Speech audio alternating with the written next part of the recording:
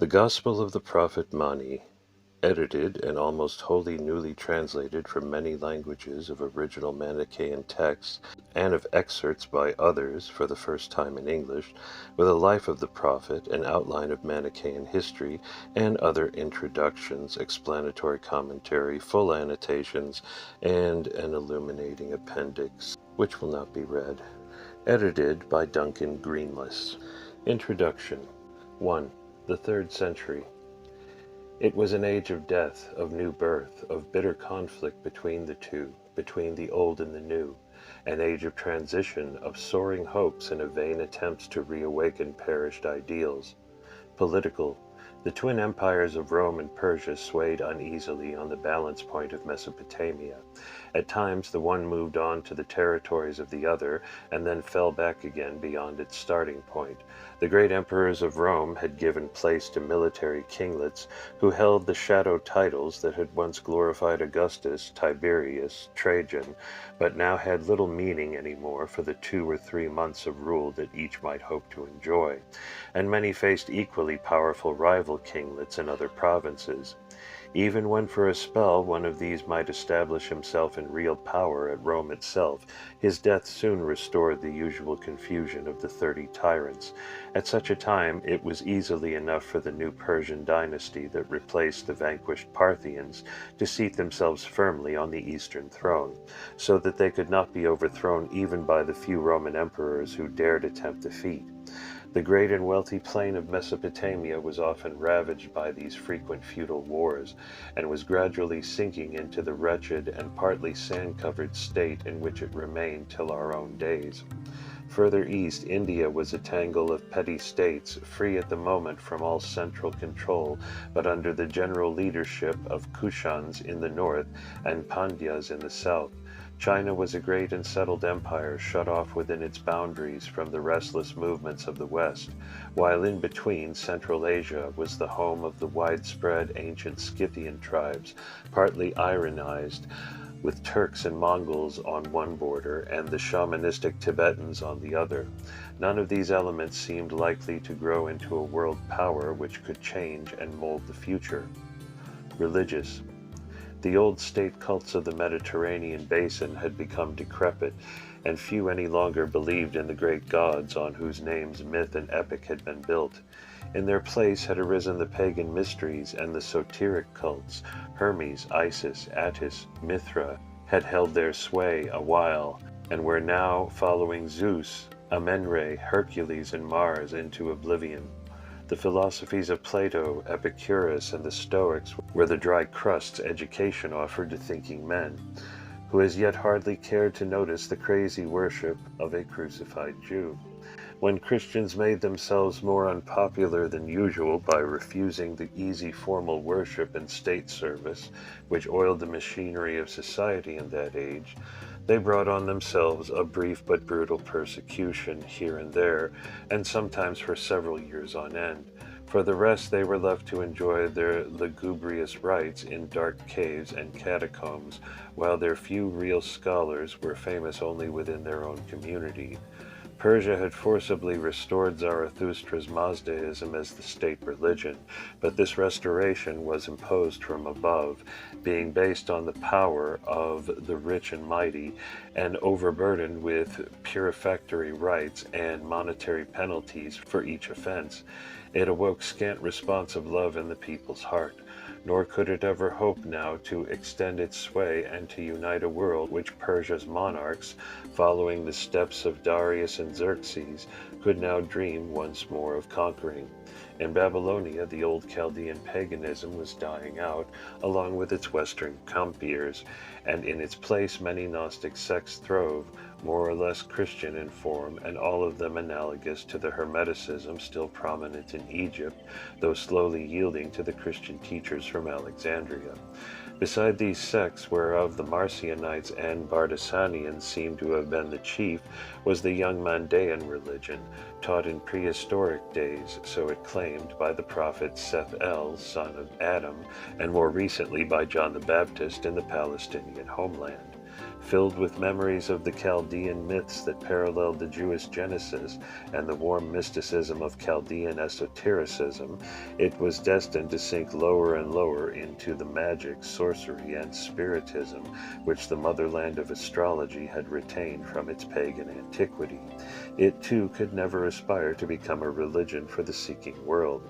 India was still, as always, a welter of competing but mutually tolerant faiths, the people being divided between the timeless Hinduism and the vigorous and mainly non-violent reformist faiths of Buddhism and the Jains. The interplay between these was already profoundly modifying each of them, and the Mahayana taught by Ashvaghosha and Nagarjuna later on was already in its primal glory. The Upanishads had prepared the ground for a great revival of personal love and devotion to God, along with a realization by experience of the universal unity. In Central Asia, Spiritism in various shamanistic forms, together with the cults of local and nature deities, as in the Bon of Tibet and the Shinto of Japan, seems to have been prevailing. China was divided between the traditional conservative philosophy of Confucius, Confucius, and his followers, the mysticism of Lao Tzu's Tao, and the slowly infiltrating Buddhism that predominated already on Persia's eastern frontiers. Taking a broad view of the known world at the time, one can easily see how many felt that a genius combining the ethics, ideals of purity, and devotion of existing great religions with the popular, if grotesque, myths of the masses could create a universal faith and unite the nations in a single body of aspiration and of righteousness. The growing Christianity, with its close involvement in the unpopular Jewish cult, was too exclusive, too fanatical, and in that age too lost in verbal hair-splitting over the elaboration of a law to replace the lost temple and Holy Land. It did not seem to many outside its own communion as fitted to form such a world religion. It lacked the gentle tolerance and understanding which India's contact gave to Mani's faith. It also lacked the serene patience which naturally stems from a belief in reincarnation. It lacked the culture which could see that infinite truth must have an infinity of facets and can be approached upon an infinity of paths, not one of which can be proclaimed as the only right, not one denounced as wrong. Yet all these elements were already in the world, waiting for the new messenger of the light to utilize to weave into the wondrous garment of radiant wisdom which he came to give the world. These and other colored threads as well Mani wove into the fabric of his thought, which he dyed with the crimson of his own heart's blood. Mani, the messenger of the light. 1. The parents of a prophet. Like many of his great brethren, Mani came of royal blood. His father, Patik, or Fatak Babak, was the son of Abu Barzam, so An-Nadim tells us, of the Ascania family, living in Ecbatana, then the summer capital of the Parthian Empire. Schrader takes this name to be a corruption of Kaskania, the family name of the royal Arsacid line, which ruled Persia from BC 250 to AD 226. This Patik married a girl named Mais, or Utakim, evidently of the same royal line, for the Tashi Tripitaka 2141a says she belonged to the family of Kamsargan and lived at the royal abode of Boate Patik, her husband, her own name being given her as Moanyam, a corruption of the Syrian name Mar Maryam, or Mary the Holy. Christian writers gave her the name Karosa, of which there is no other trace. It may derive from the family name Kamsar, or be a corruption of the well-known name Atosa, which could stand for any unnamed Persian lady. Though all but deified by his followers while still alive, Mani himself nowhere claims to be the son of God, the heavenly king. The frequent calling him son of the ruler or rulers in Turfan texts seems to refer to this descent from the fallen dynasty of Parthians. He himself loved to call mankind his brethren, his beloved, or his limbs. Birth and childhood. For some reason, Patik and his wife left their Ekbatana home and settled at Ctesiphon in Babylonia. Here, he used to attend the local pagan temple along with his neighbors. One day he heard a voice crying from the idol sanctuary, "O Patik, eat no meat, drink no wine, and touch no woman." When this happened on 3 successive days, Patik resolved to obey. He left Ctesiphon, went to the Mason or Karasin on the lower Tigris, and joined the Mandaean sect, which was numerous there. He seems to have taught his fellows the value of an ascetic and celibate life, and it has even been suggested he may have written a part of the Mandaean scripture called Ginza, the Treasure. Mace was bearing a child just before this time, and as we nowhere hear of mortal brothers or sisters, it was probably the only one. While Mani was in the womb, she used to enjoy pleasant dreams, and so An-Nadim tells us she would on waking see an angel carry the unborn child up to heaven, and then return him to the womb after, sometimes a day or two. The child was ultimately born, possibly during the southward journey, at the village of Aromia or Mardinu near the Kutha Canal just south of the modern Baghdad. It was on the 7th or 25th of April, AD 215, the year the Roman Caracalla overthrew Vologeses V and brought his brother Artaban IV, 215 to 226, to the throne as the last Parthian king in Persia. Mani himself tells us in Kephalia 1 that Artaban was already reigning at his birth. His personal name may have been Shorek Kubricus, but every Manichaean source knows him only as Mani or Manichaeos. Barkonai thinks the name derives from mana, illustrious or vessel, but the Persian books know the form manihi, from which seems to come the usual form in Greek and Coptic, manikaios, which is also a chance that it may connect with the Semitic Nahim, the Comforter or Paraclete, a title later assumed by the prophet himself. John 14:26. His own native Syriac also calls him Mani, the form we use throughout in this volume. The playful malice of his Christian opponents saw in the name a reference to the mania of his doctrines, a typical piece of false etymology and polemic propaganda. For 12 years in my son, Patik taught his little son his own religion, with its background of mingled Chaldean myth, asceticism, and Christianized gnosis. An-Nadim tells us that even when extremely young Mani used to utter words of wisdom, he seems to have been trained as an artist. His skill in painting even gave the word Mani significance as painter in later Persian. He had talents also in poetry and an imagination of amazing and unbridled power, as shown by his molding into a living whole of the myths long treasured in his native land. 3. The call to the ministry, AD 228. When Mani was just 12, the Parthian dynasty was overthrown by the Persian Sassanids. Ardashir I, 226 to 240, claiming to be a scion of the great Darius and Xerxes of old, led a national revolt and took the throne of Iran, driving the fallen dynasty into Armenia. In those days, Mani had a vision of the twin, Syriac Tom, Armenian Et Tawam, or the Paraclete, a godlike angel who came from the high God, king of the gardens of light. According to An-Nadim, this glorious messenger thus addressed him: "Withdraw from this sect, for none of its people belong to you. Your concern is with purifying the soul and abandoning the passions, but the time for your public appearance has not yet come, for you are still too young. He should observe perfect celibacy and wait for a second call in 12 years' time." Mani himself tells the story in his own way. Kephalia 1. In the same year that Ardashir was about to receive the crown, i.e. March 228 through April 229, then the living Paraclete came down to me and spoke with me. He revealed to me the hidden mystery which was concealed before the worlds and generations, the mystery of the deep and the height. He revealed to me the mystery of the light and the darkness, the mystery of the struggle, fight, and great great war which the darkness waged. After that he showed me also how through their mingling the light has interpenetrated the darkness, and how this world was founded. Thereon he also taught me how the ships were established, so that the powers of light could let themselves down in them, so as to refine the light out of creation, throwing the dregs and refuse into the abyss.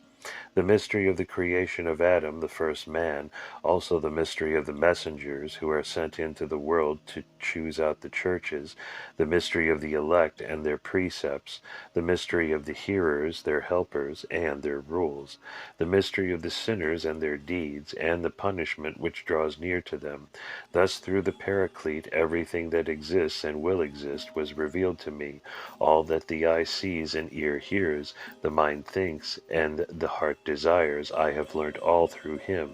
Through him I have seen the whole, and become one body and one spirit therewith. When the end of his life drew near, Mani insisted before the persecuting King Bahram that he had no human teacher, but received his whole doctrine from the God-sent angel, his twin or higher self, whose presence and help throughout life he warmly attested in M49. There is not the slightest reason to doubt the total sincerity of this story. It is the experience of every messenger from God in all nations and every age. Yet of course the materials, woven afresh in a new pattern by the inspiration of the prophet, were certainly drawn from his own background. In Mani's case, from the dualism of Zarathustra, the esotericism and asceticism of Gnostic Christianity, the legends of Chaldean paganism, and Mandean ritual, the harmlessness of Jainism and Buddhism, and the lofty ethic of the Sermon on the Mount. Hidden years, AD 228 to 240. Of those 12 years of waiting, little is known. Probably Mani lived in comparative obscurity because Ardashir restored Mazdaism as the state religion of the empire and exterminated most of the old royal house to which Mani himself apparently belonged. There were years of war, for Ardashir demanded all the lands lost to Rome, but his 11 years of fighting proved fruitless. The war restored the status quo. Doubtless Mani gave his time to the study of earlier religions, incorporating suitable elements from them into the eclectic synthesis of his own message. He may even have come into contact with the then active propaganda of Mahayana Buddhism, and with the Hermetic Gnosis then freely circulating through Egypt, Syria, and much of the Hellenistic world, spread largely by Stoics and Platonists. He was well informed of Christian doctrine, specially honoring the Gospels of Matthew, John, and Luke, and the Epistles of Paul. In addition, he shows clear knowledge of the Lucian Acts of the 5 Apostles and several apocryphal Gospels. Tradition connects his name with those of Marcion and Bardesan. Surviving fragments show very close parallels with the Hymn of the Soul and other Gnostic poems now embedded in the Acts of John and Thomas. Bar Hebraeus tells us that Mani lived for some time at Awaz, the capital of Susiana, as a priest, but it is most unlikely that he was in any sense a Christian priest. Even as a lad, he may have been regarded as a holy man, being filled with words of wisdom, and Alfaric quotes a source as saying that he began to teach in Myson, where he grew up. It is likely that he may even have gathered his first few disciples in those very early days. Even his bitterest enemies never ventured on any slander against his personal character, or alleged that he fell away from the strictest celibacy at any time in his life. He moved later in royal courts, but even then such was his simplicity of life that he was called a beggar and an insignificant man.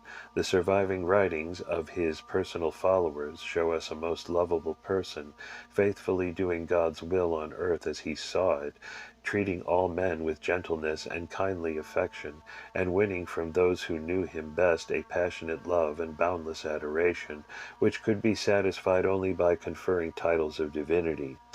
5. The prophet is proclaimed. AD 240 to 242.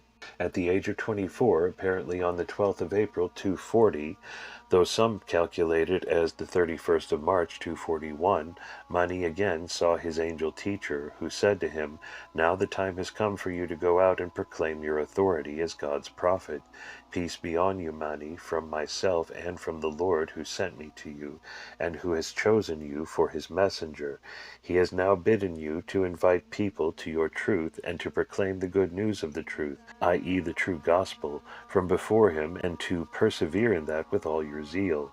Mani himself tells us in the Kephaliah that he moved out in order to preach at the end of King Ardashir's years. It was the second Sunday after Easter, the 20th, March 242, though some count it as the 9th of April 243, when the new king Shapur I, now about 43 years old, was crowned at his capital on the auspicious eve of the Miracon festival. On the same day Mani proclaimed himself God's prophet, apparently in the royal city, though he does not seem then to have met the king. Two disciples, Zakuas, and Shamon by name, were with him there, and An-Nadim tells us that his father Patik also stood by to watch what would come of his mission. At first nothing very much seemed to come of it at all. The people were more interested in the crowning of the secular king than in lectures about an unseen spiritual king of the light. But someone evidently warned King Shapur that this move on the part of a scion of the old house endangered the new. Mani found it desirable almost immediately to flee the country, and to seek shelter in what was then almost the ends of the earth. He took ship to the land of the Indians, and sailed on the first of his great missionary journeys, Kephaliah 7:6. 6. The mission to India, A.D. 243. We may never know why Mani selected India. Perhaps he knew of the tolerance to be expected there, which caused the welcome given 4 centuries later to the Parsi refugees. Possibly some friend was about to go there for trade and took him along with him. His companions seem to have been Patik, his father, and Amos, later the apostle to Central Asia. He himself tells us, Kephaliah 76, that he preached to them the hope of life, and there chose out a good selection of disciples. He roused some interest and established his first churches in Sind, then largely Buddhist and Jain in faith. There, too, in the land of the Brahman, he wrote his first book, the Shapurakan, in the Persian language, in delicate flattery of the Persian king. Probably by this use of, to him, a foreign tongue, he hoped to assure Shapur of his political loyalty. In due course this book reached the king's hands, and seems to have made a fair impression on him. For a short while all went well in Sind, but apparently his teaching of celibacy was found too strict by the people, brought up to a more usual view of family life. There was a swift reaction, and they rejected Mani's message, he said. At that hour I ceased to find light. I ceased to speak freely with the voice that is this truth sojourning with me, an interesting psychological reaction to resistance. Kephaliah 6:5. With a few of his disciples, Mani took his ship westwards. It was probably on this voyage that occurred the quaint incident narrated in MH 91. They were in mid-sea when a porpoise lifted its head from the water and cried to Mani for help, but he bade it go on its way. The creature came again crying with pain from a head wound, and so Mani was able to explain how while plants have to suffer in silence, animals can let us know of their pains and move away from their cause. Evidently the extreme kindness of his ethic was already established, possibly by Jain contacts in Sind. 7. To Khorasan, AD 243 to 244. The little party landed on the Makran coast and immediately proceeded into Khorasan, the homeland of Mani's Parthian ancestors. While in the desert, another incident occurred, which Amu later related to the king. We were on our way while our father, i.e. Mani, sat on the mule. Then a big lion came down to meet us, with an arrow in its side, weeping. So our father bade that it keep still while he removed it. Then he spoke to us again. You see this? That was Pilate, who once condemned Jesus, but in his favor he uttered one word, namely, Lo, my hands are pure from the blood of this righteous one. On that account he has received forgiveness of his sins. MH 91. Indian teachers even now often tell such stories to illustrate their doctrines of karma and reincarnation. Example, Ramana Maharishi about the cow Lakshmi. We hear little of Mani's mission to Khorasan, but it must have been successful, for in later years this always proved a safe refuge for persecuted Manichaeans. At this time, Tabari tells us, when Ardashir died and Shapur became ruler, the latter appointed his own son Hormizd to the governorship of Khorasan. This prince may soon have been recalled, but the contact with Mani there may have led to his conversion, perhaps later, while the prophet was at the court of his father. The governor was now Feroz, King Shapur's brother.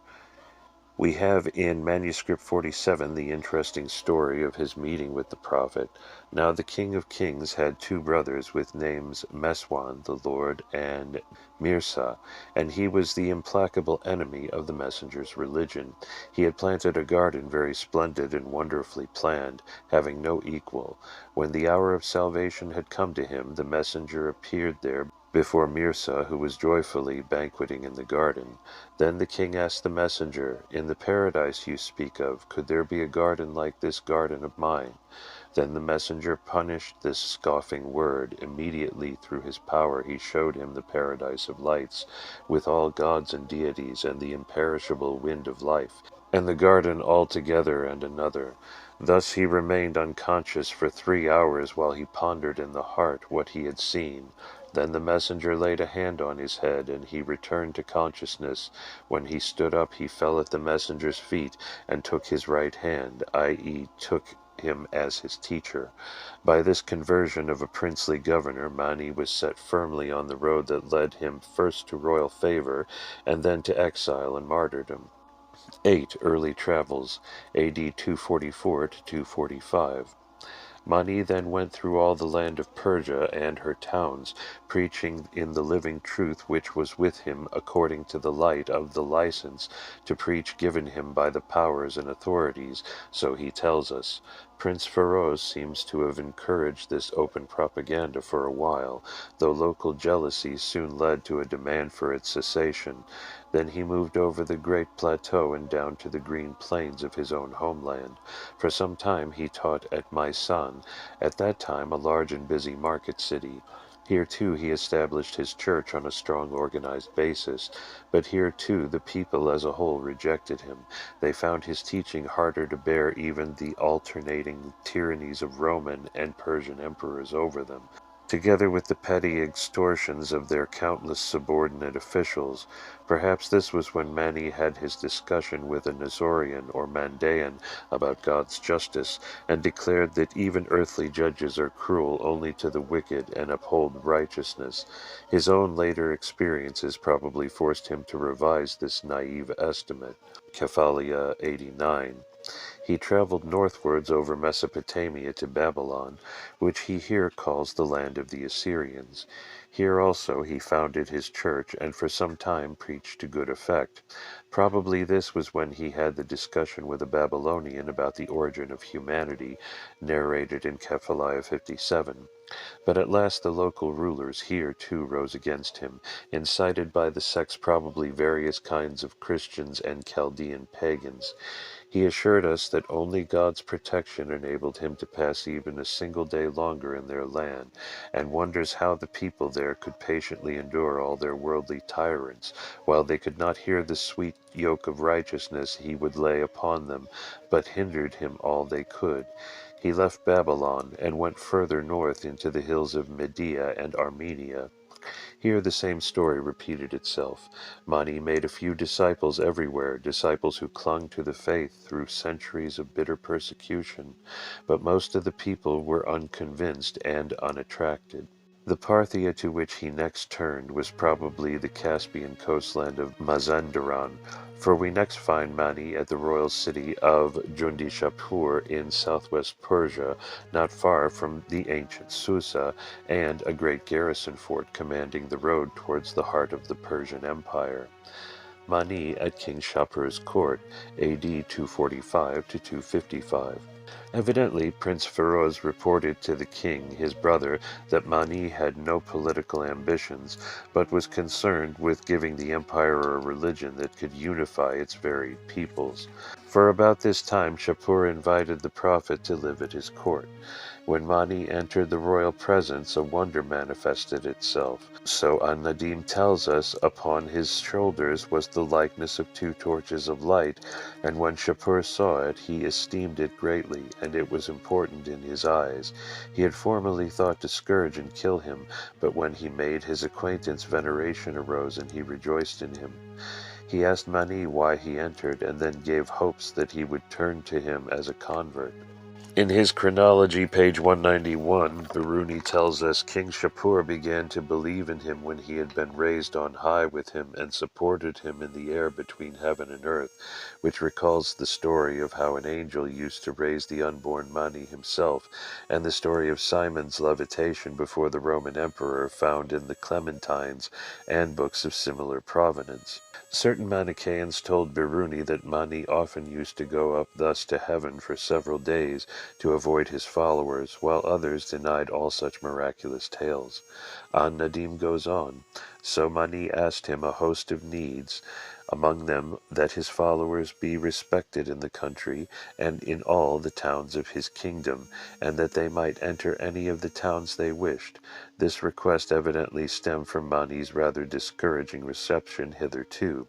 A letter of royal support would prevent at least open opposition. We learn that then Shapur agreed to give him the whole of what he asked. On Mani's request, he wrote letters to all the governors, nobles, and royal kinsmen, telling them not to hinder the prophet in any way. Mani gives a laconic account of this event, saying merely, "I appeared before Shapur the king. He received me with great honor and allowed me to move about in his realm and to preach the word of life." Kephalia 1. Later on, he testified to Bahram I. King Shapur looked after me. He wrote letters about me to all people to this effect: protect him and support him so that no one should offend and sin against him. MH 48. It is said that Shapur for 10 years adhered to Mani's religion. It is to this period we may assign the several incidents of his life at court narrated in the Kephalia, an all but contemporary story written down at Mani's own request by eyewitnesses to preserve a record of his day-to-day teachings.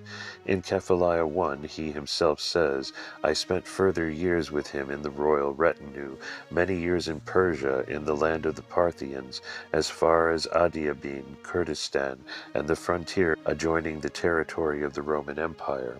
10. Two Manis or one. This little story, so happily saved for us in Kephalia 76, out of the general wreckage of Manichaean sources, runs thus. Once it happened as our Lord and luminary Mani sat in the city of Ctesiphon, King Shapur asked about him and had him called. Then our Lord got ready and went to Shapur the king.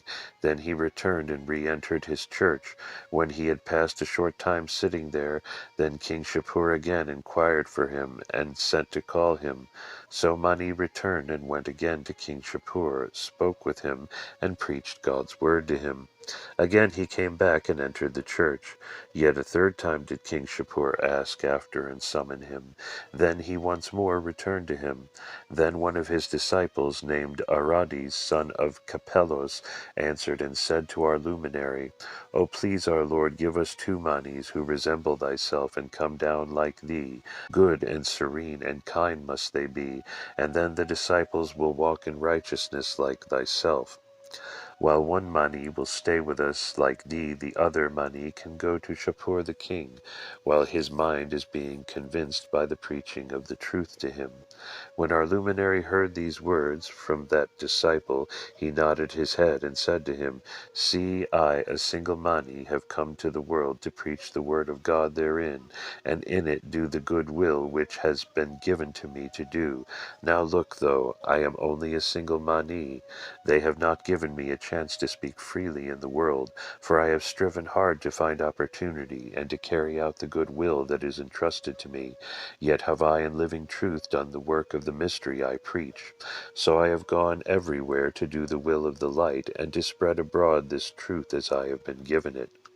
And see, the world resists me in every way, heaping calumnies upon me through its sects. They give me therein no place to speak, even while I am only a single Mani. If we had done just as you have said to us, what should we do then? Of what sort would the result be? Well, this is how I answer you, and I proclaim it to you.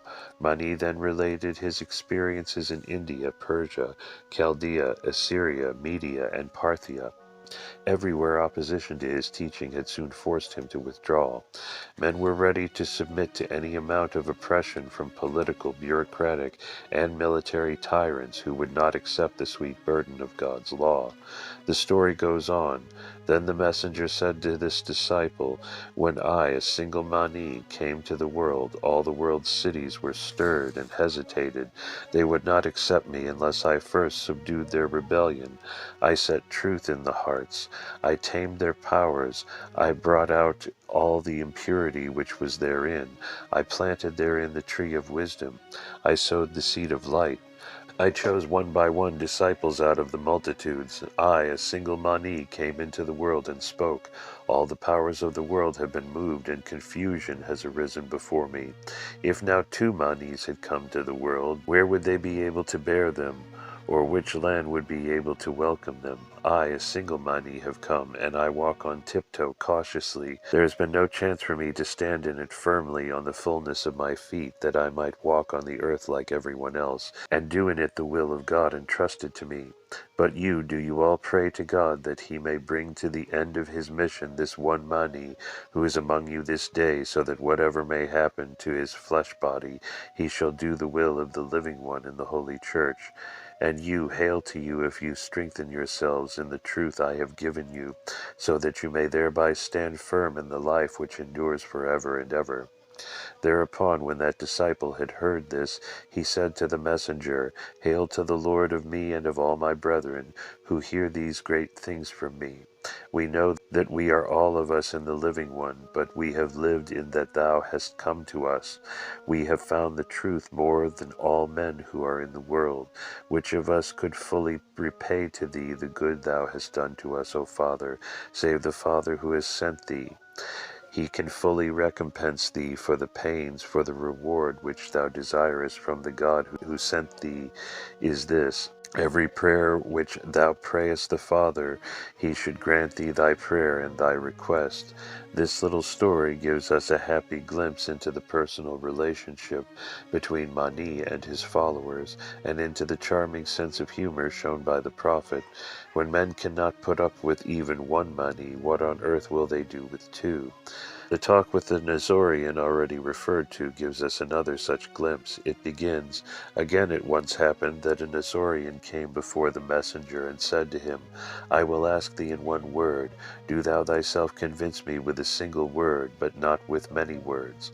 Then the messenger said to him, If thou canst utter to me a single word, then will I also say only a single word to thee. But if thou askest me many things, then I too shall utter a crowd to thee. Then that Nestorian said to the messenger, Thy God to whom thou prayest, is he good or evil? Then said the messenger to that Nestorian, Now then look out, see thou hast not asked me 1 single word, but thou hast asked a crowd of words. Then the messenger said to him, My God is a judge. The discussion then proceeded to show that every judge upholds good and represses evil, so also God. 11. The Ugly Saint. A story in Kephaliah 83 shows us something of Mani's personal kindness, which is very pleasing. There was once a great gathering of all the elite and nobility of a certain city, and Mani sat down in their midst. Presently came one of the most faithful and pious of his elect, deeply learned in the doctrine, and perfect in his holy righteousness, but outwardly very ugly to look at. The story goes on. When he had entered, he threw himself down on the ground, and bowed lovingly before the messenger. Then the crowd of men, nobles, and free women looked, and they saw how that elect cried out, called much, and prayed in his joy. When they looked at him and saw how ugly he was in his body, being ungainly and fat, they all laughed at him and made fun of him. They talked about him with one another with laughter and scorn. But that laughter did not embarrass that elect, who prostrated continually while praising the beloved Master. Whereas the messenger, the glorious one, stood up on the dais whereon he sat, he drew him to himself, took him close, and pressed him on his body, i.e. back in embrace. While he was being kissed by that elect, and then he sat down, he seated himself upon his dais before the elect, and the whole assembly of the nobles and the free women who sat before him. He asked them, "Why do you laugh at this man in whom dwell the light mind and the faith?" He went on to show that it is the soul which matters, that God sends the messengers to rescue the beautiful soul out of its ungainly prison, the material body. As the diver takes the shining pearl out of the ugly oyster shell and then offers it to the king, so too the righteous soul is presented to the King of Light to enjoy the endless bliss of heaven. There is some indication in the broken text that this wise teaching was accepted, and that the crowd showed respect to the ugly saint after hearing the Master's reproof of their foolish levity. 12. The Tigris Flood. The following story in Kephaliah 61 shows how Mani used incidents in daily life to explain his teaching. And when once the messenger entered in before Shapur the king, then he asked him, he greeted him, and he went out again from before King Shapur. He seated himself upon a dike which had at that time been built up on the bank of the great Tigris River. It was the month of Farmuthi, February through March. The Tigris River was then very full with much water. It foamed, bubbled up. It roared under the great flood that the waters had poured down. It streamed through the city gates while they only collapsed, and the waters entered into the center of the town until they flooded the marketplace of the city. The other little markets of the city also went under water because of the violence of its onrush. Also its government stood there in great alarm because of the fullness of the flood of this water. The messenger then stood there on the dike, while with him were also standing 3 of his disciples, leaders of his church. They gazed at the river full of so many waters, and saw how this water rose up against the city walls, and even poured inside the walls.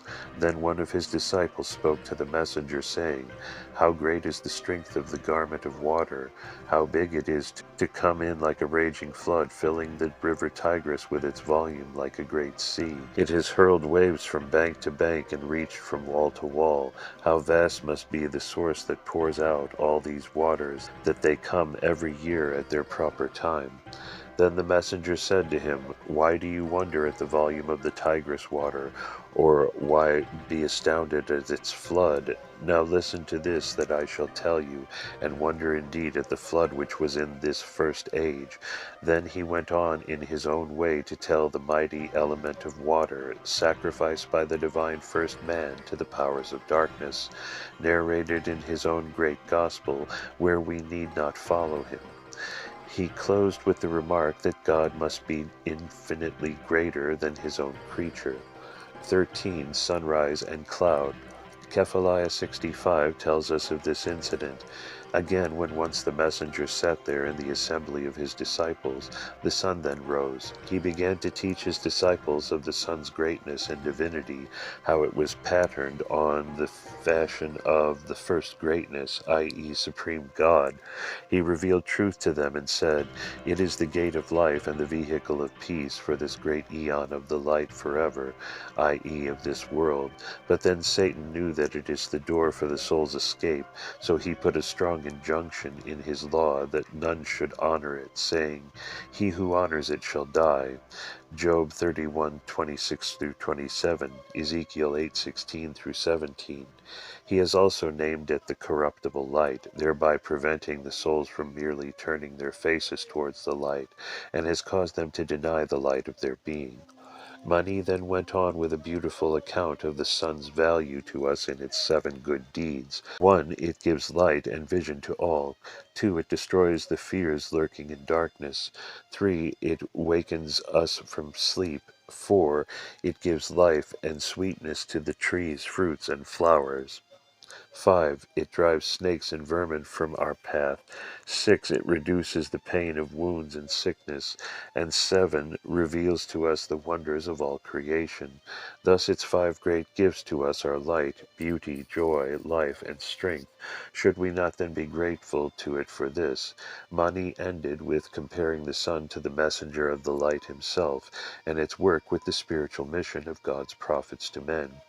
The last chapter, 95, of the same precious Kephaliah gives us another spontaneous little address. This begins thus: "While the messenger again sat in the assembly of his disciples, the sky was clouded on that day. Then he raised his eyes and saw these clouds on that day. This cloud which is visible to you, which you see, I shall show you and make clear to you how it has come up." He then entered on an involved account of the different kinds of clouds derived respectively from the 5 elements of fire, water, wind, light, and air, which need not detain us here. It is highly mythological in content. 14. Alienation from King Shapur, A.D. 255. During those 10 years Mani seems to have stayed at the king's side, teaching his doctrines and trying to wean from violence and vainglory a monarch of a dynasty devoted more than most to war, hunting, and display. No doubt during those years he must have raveled widely in the royal retinue, from as far east as the limits of Khorasan to the western boundaries of the empire in South Armenia. He can have found little time for writing during this busy period, but some of his lost epistles may well date back to it.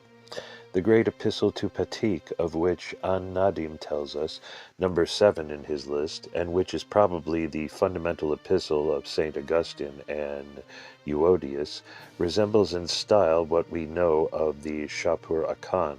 The lost volume of Mani's epistles may well have been bound in almost chronological order, for numbers 1, 2, 4, and 5 seem to be on topics which must have demanded early treatment, and numbers 3, 6, 8, and 10 are addressed to places visited in the early years: India, Babylonia, Armenia, and Ctesiphon. But this comparatively quiet time was now to end. Kings are notoriously fickle, and the new Sassanid dynasty founded its power on a claim that it restored the religion taught of old by Zarathustra and held by the glorious line of ancient Persian emperors, Cyrus, Darius, and Xerxes. We can well understand how a Senate dominated by the Orthodox Magi must view with strong disfavor a king who was all but a convert to some new religion, and that one pacifist and non-violent. This smoldering resentment was undermining the throne, and it is not strange that a man like Shapur should place his own power and titles above loyalty to a mere vagrant prophet. So we learn that under the influence of the Magi, Shapur the king broke with Mani, reverted to orthodoxy, and sent the prophet into exile, though he does not seem to have cancelled his earlier letters to the provinces that he should not be molested. This left the king free to indulge in the warlike adventures so dear to his people. Taking advantage of the Roman emperor's absence, his armies overran much of Syria and even captured Antioch. Valerian hurried back to deal with this serious invasion and retook Antioch, but unwisely following Shapur over the Euphrates, was captured with most of his army near Edessa in AD 260. Persia recovered much of the lost provinces, adding Antioch, Tarsus, and Caesarea, Shapur's victorious army being checked only outside the walls of Palmyra. Meanwhile, the wretched Valerian was kept prisoner till he died. Then the body was crucified, stuffed with straw, and hung up in a Babylonian temple, a tragic foreshadowing of Mani's own fate 17 years later. 15. Mani's 12 Apostles. Like his predecessor, Jesus, Mani seems to have called out a special group of inner disciples who, after his own departure, were to carry on his work as apostles in the church, one of them to succeed him as the leader, or archegos of the religion. Several of these seem to have usually gone with him on his travels, while the others stayed in various provinces to organize the church there, awaiting their turn to share the burdens of traveling with the Master. It is clear from Kephaliah 85 that this organization was in fact developed during the prophet's own lifetime. We have no single list of these 12 apostles and are left to speculate about the identity of some, but among the number we have authority for including most of the following names. Sicinius, destined later to succeed Mani, seems to have been a constant companion, and so he was the accredited biographer of the Memorabilia, a book which survived for at least 8 or 9 centuries and was known to Hegemonius. He may also have written our Kephaliah of the Sage, but Mani sent him several letters which at least suggest a period of physical separation. He was a man of intense sincerity and boundless courage, worthy to be the St. Peter of the new church. He was known to the Chinese as Mo Tzu Sin, the Holy King of the Law, and 2 of his psalms survive in the Chinese book now in the British Museum, one on the impermanence of the body and the other on the glory of the ascended Mani. Aeneas, probably at this time a mere youth, but devoted to his master, he later became Sisin's successor and appears likely to have been the first author of the pathetic story of Mani's suffering and death, which leaves off at a point when Aeneas himself was still alive. Custeus was Mani's personal secretary and the author of the apocalyptic book, The Great War, which shows affinity with the Jewish apocalypses of Elijah and Zephaniah, probably of the 2nd century. Salmaeus, was the author of the moving Threnody in M.H., which shows him to have been a passionate devotee of the Lord. Amos, Weimao, established the faith in Turkestan. A book of his Acts, recalling Christian apocrypha, seems to have related many interesting experiences. Several fragments survive, besides the hymn in BM describing the land of light. Adai, said to have been later the apostle to the east, i.e. to Khorasan.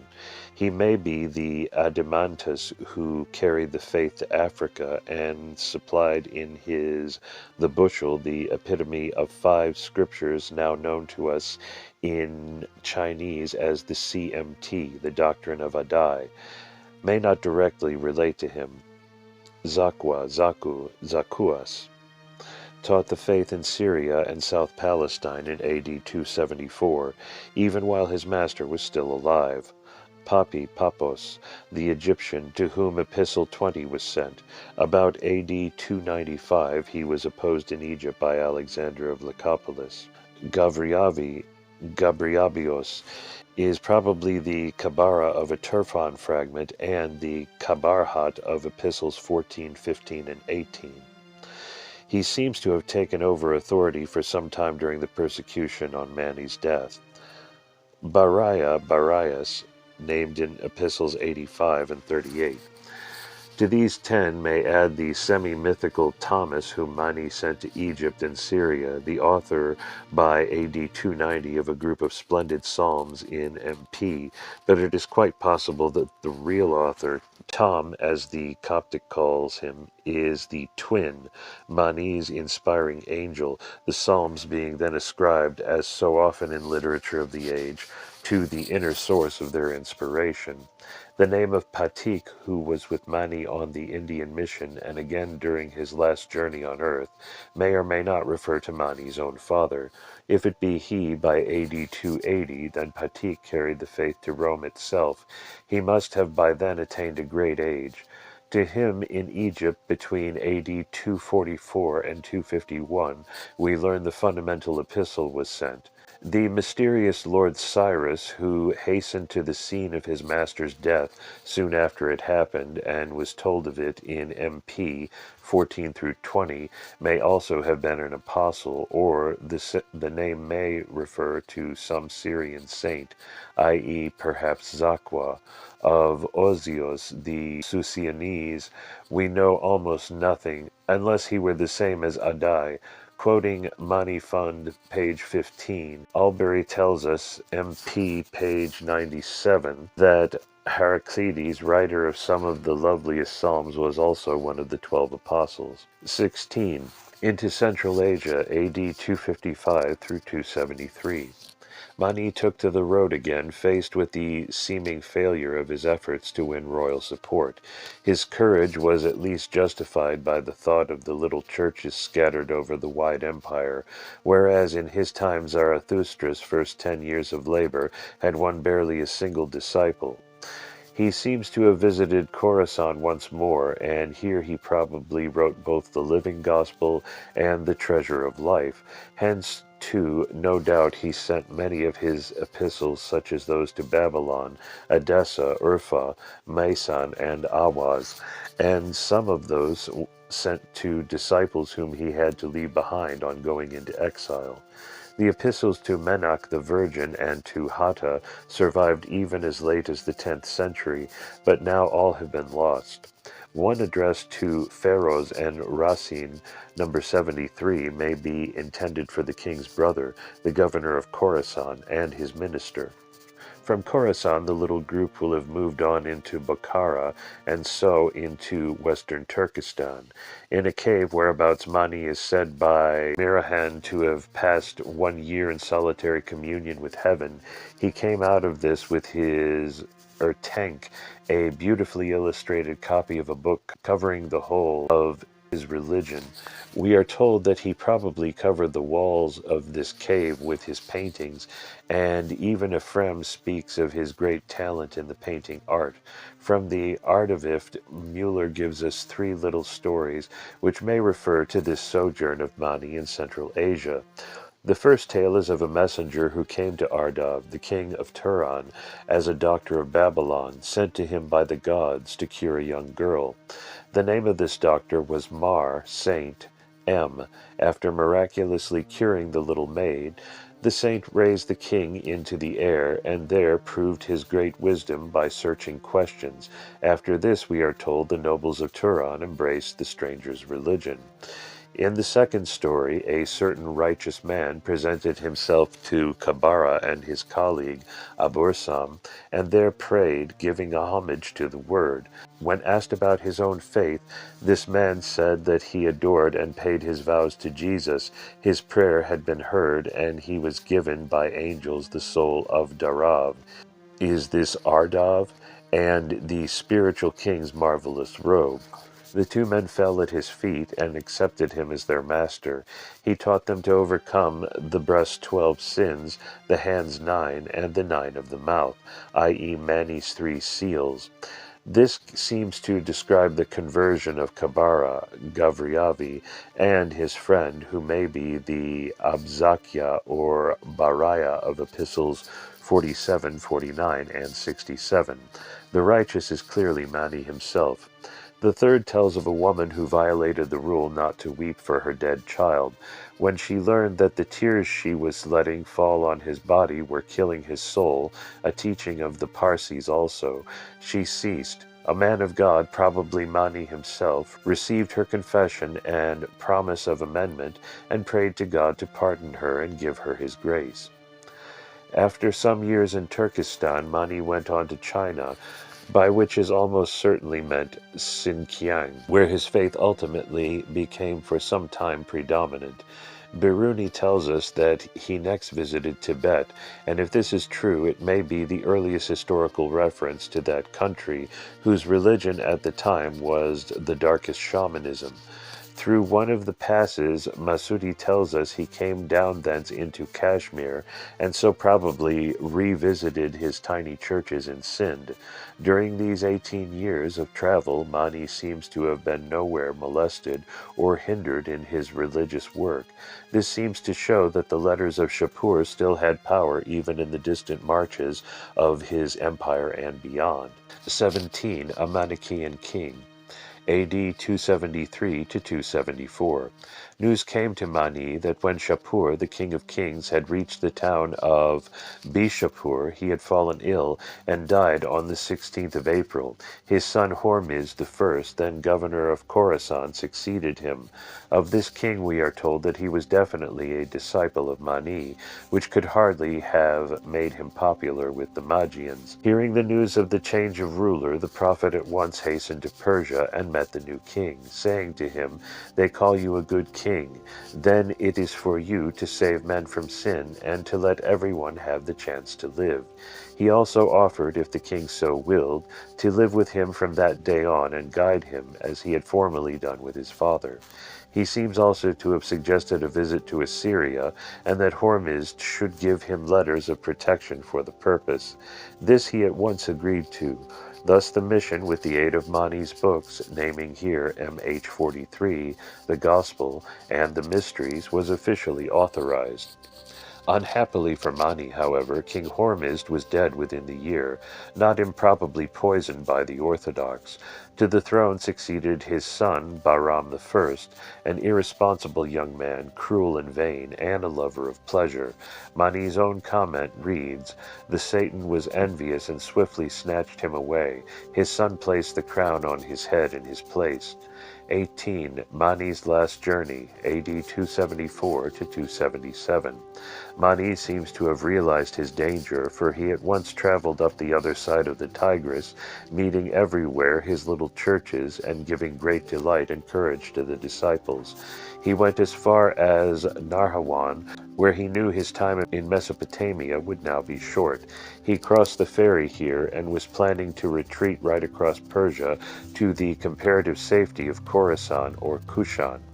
In this direction he got only as far as Hormizd Akshar, Awaz, still an important town of Khuzestan, where the king's peremptory order overtook him, forbidding him to proceed any further.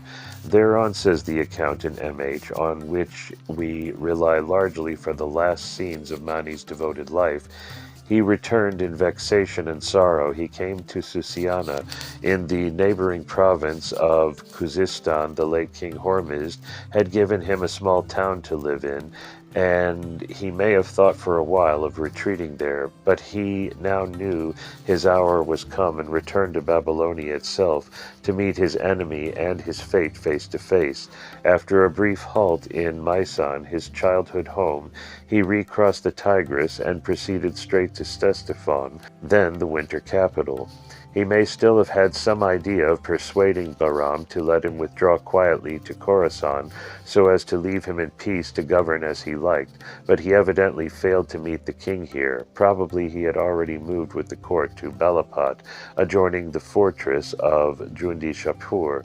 In the fragment THD 163, Patik tells us, at that time when the righteous one, i.e. Mani, left the city of Ctesiphon and, together with King Bat, proceeded towards Pargalia, that holy Mani said to me, "Do not come again with his party at this time.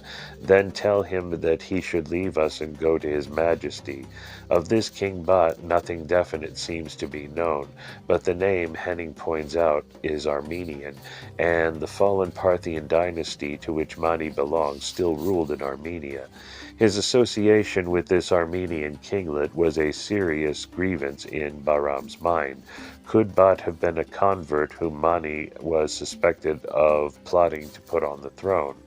The narrator of MH adds that after the little party left Ctesiphon, while he was on the way, he hinted to the disciples about his crucifixion, saying to them, "Gaze at me and sate yourselves with me, my children, for I shall soon withdraw myself physically from you."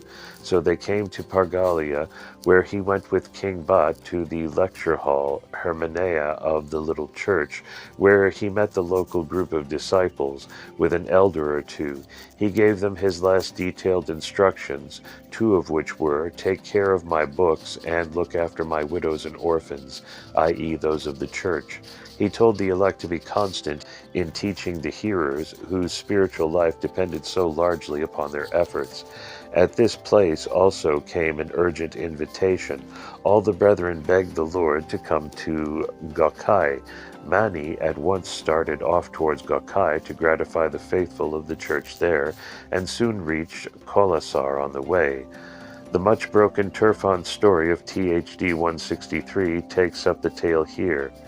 Then when he was staying in Gokai in Beth Daraye, then the elect who were in Gokai gathered to meet us, and I, i.e. Patik, was there, and I announced the news in front of several disciples from among the 12 teachers, i.e. apostles, and in the presence of Baman, or the divine mind, i.e. Mani himself. Mani here seems to have told the news that he was on the way to Belapat to meet the king, though he knew that if he left that place, Gakai, he would not be allowed to meet his disciples again. He knew that King Bat was again present in the lecture hall here also. Patik seems to have had a vision, for the Turfan story goes on. Furthermore, Patik saw another sign and said, "I see that the righteous one has risen, and for several days the Tigris River is flooded with the garment of water, that he majestically enters and leaves the royal gate." Thereon Cardel the priest plotted with his friends who served before the king, and inspired by jealousy and cunning, worked evil against our Lord. But Mani was ready to fulfill his mystery through the cross, for he too must show the perfect love of God's messengers by laying down his life for others, GPM 39:2. So he set his face firmly as Jesus to Jerusalem, to go up to Belapat to endure his destiny of pain, and so to ascend to his eternal rest in the kingdom of the Father, whence he had come to work his will on earth. Mani accused before the king. The following story, though perhaps rather long, is of great interest because it is derived wholly from Manichaean works, and I believe no attempt to weave these fragments together into a coherent whole has been made before. It throws light on a subject hitherto most obscure, though it is still in parts uncertain and obscure where the texts are badly broken. Mani was now on his way, following the old road across Anatolia to the east through Susa and Persepolis. Meanwhile, his enemies had been busy. The Parsi priest or magi had already issued lying screeds accusing him of various offenses against religion and of disturbing the whole empire with false and pernicious doctrines. LK 23:2. So Mani came to Belapat, the place of the crucifixion, and the place where the chalice of the agony had been mixed. When the Magi noticed him, they asked, "Who now is this who has come here?" And they were told, "That is Mani." When they heard this, then they became enraged and full of anger. This was on the Sunday, MH60. They went and accused him to Cardel. Cardel in his turn reported it to the joint magistrate, and the joint magistrate went and forwarded the accusation to the magister, city magistrate, while the magister told the king. MH45. Filled with hate, a crowd of the Magi followed the city authorities before the king with their complaint. They all cried out with one voice to the godless judge, saying to him words in which there was no truth. "Lo, in these days a man has appeared, fighting against us and bringing our affairs to naught. With one accord we implore thee, O king, do away with him, for he is a teacher who leads men astray."